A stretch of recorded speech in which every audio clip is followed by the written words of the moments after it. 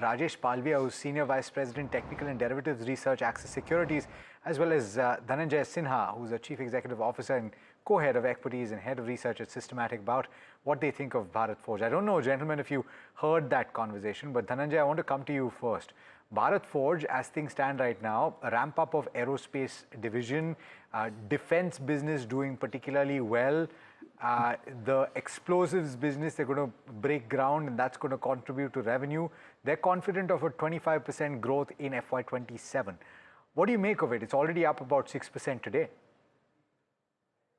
So I think the company has been doing fairly well as far as the aerospace business is concerned. The core business is in the commercial vehicle side. So the domestic business has seen a sort of a cyclical upturn following the GST reduction, etc. So I think they have been focusing a lot on the aerospace business, which is a high margin business. Their drag essentially has been in their businesses in Europe and US, where they had acquired businesses earlier. Over there, I think there is certain turnaround as far as the commercial vehicle business in US. I think that is turning around. We'll need to see what they are doing.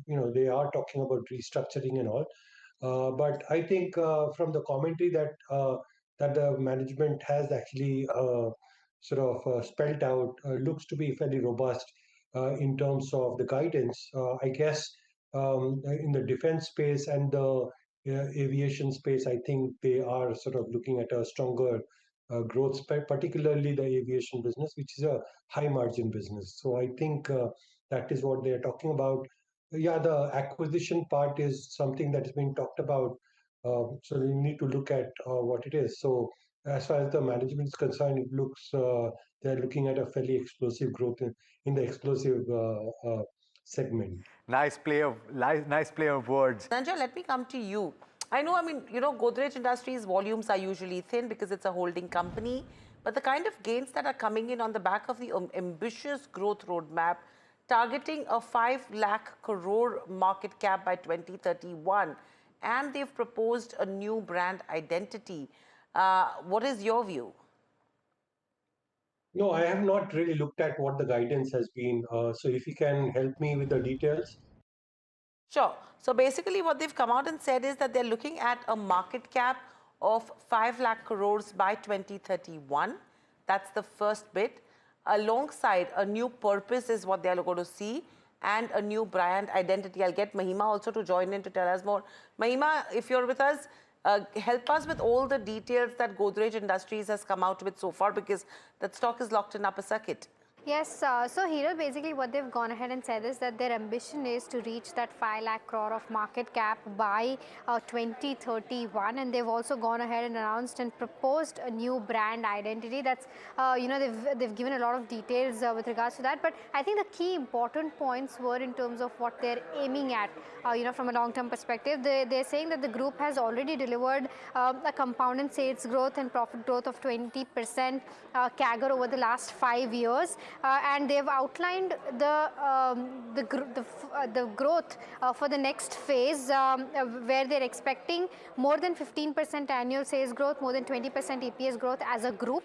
It also expects each business to deliver more than 18% return on equity at a steady state. What they've said is that the group intends to expand from 3 main of their businesses, that is consumer products, properties and agrovet, to 5 publicly listed companies. So that is an interesting one, because these 3 companies will be split into 5 companies is what it means, and these actions are expected to result in a combined market capitalization of 5 lakh crore over the next 5 years is what they're expecting. So overall, of course, the plan to kind of how they will be going ahead and separating these companies is still not given the detailed plan, but we'll be waiting and watching out for that. But overall, I think the ambitious growth of 5 lakh crore of market cap by 2031 is something that the street has liked, and that's why we're seeing that upper circuit on the counter.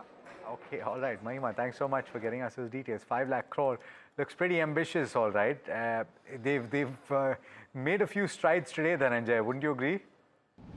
Yeah, I think it's a fairly ambitious and aspirational target the company has actually given us. I think as for this, I think they're talking about above 15% EBITDA growth and a fairly strong growth in top line as well.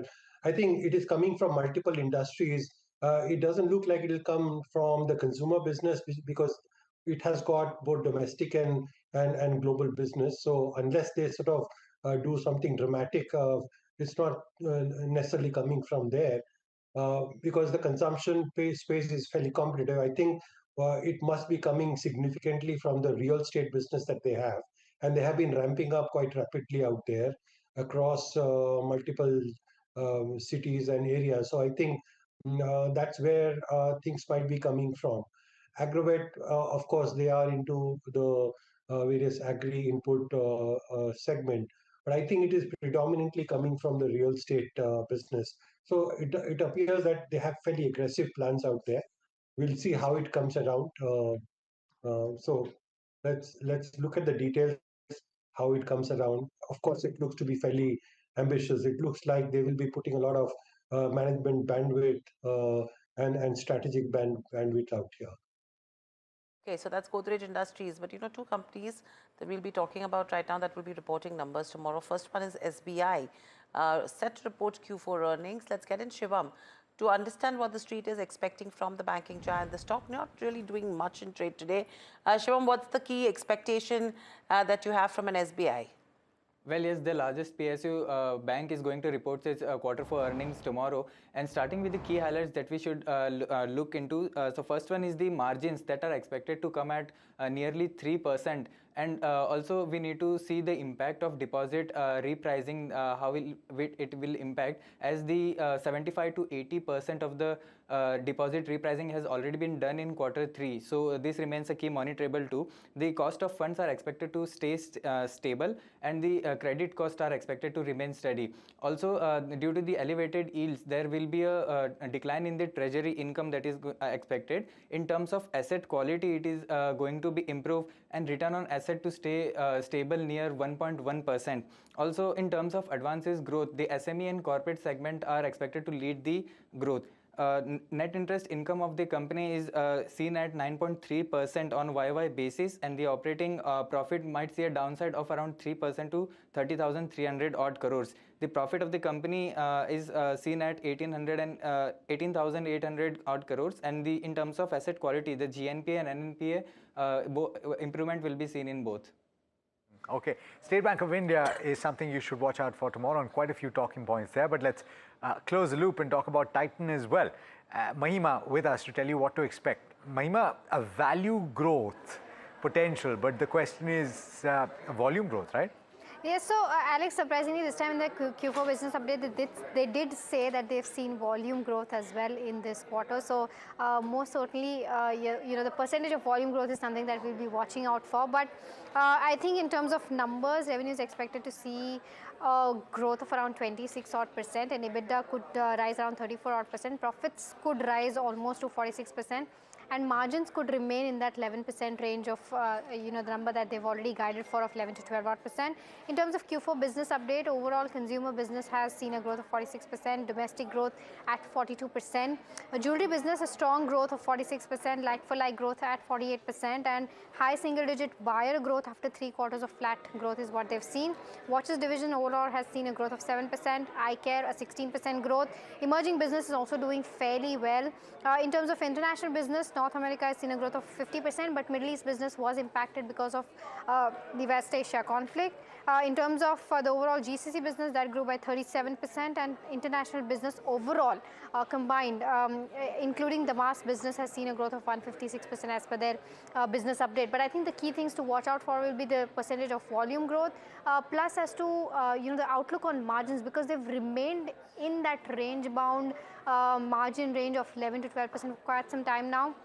So whether there would be some uptick in the margins going forward or not, that's something that I'll be watching out for sure for Titan, and probably some growth guidance from here on, as to, because they're sitting on a very high base, as to how growth will look forward from here. So this is the overall view of what you can expect from Titan. Thanks, Mahima, for that. A quick view, Dhananjay, in terms of where ABB is concerned. My question to you is, ABB, Swiggy, Tata Consumer, all of them will be reporting numbers as well tomorrow.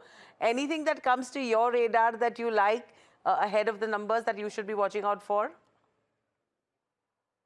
So I think the basically the top line growth is something that we'll need to really look at. Also the margin margin situation, and I think most importantly the forward guidance is what we'll need to really look at. I think as far as the consumer space is concerned, on the retail side, I think we are seeing certain issues with respect to the same store sales growth. So that will need to be really looked at, and how companies are sort of supporting their profitability. It appears companies are expanding, especially in the retail space, by expanding stores and all.